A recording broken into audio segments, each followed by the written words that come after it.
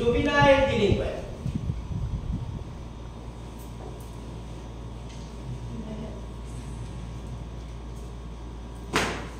Am I a juvenile delinquent? I'm a teenager. I'm young at heart, in mind. In this position, I'm carefree. I enjoy doing nothing but to drink the wine of pleasure. I seldom go to school.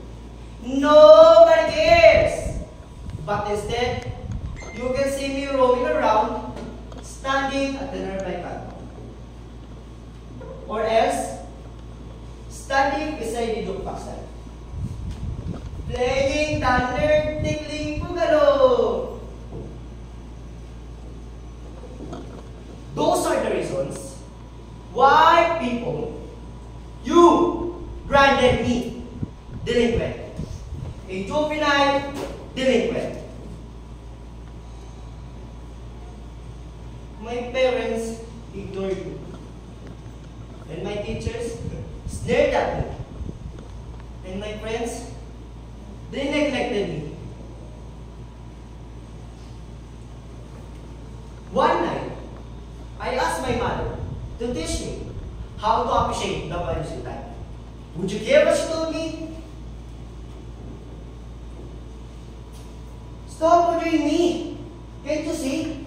I had to dress up for my major session. Some other time, my child. I turned to my father to console me. But, what a wonderful thing he told me.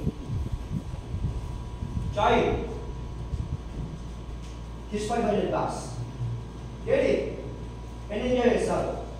Go and ask your teachers that question. An insult. I heard nothing but the echoes of the voices of my teacher charging me with his words. Why waste your time studying? You can't even divide 100 by 5. Go home and plant sweet potatoes. I may have the looks of Brad Pitt, the army voice of Kenny Rogers, but that's not what you see me. Here's a young boy who needs counsel to enlighten his way and guidance to strengthen his life into contentment. Honorable Judge, friends, teachers, this is the boy whom you commended in juvenile delinquent.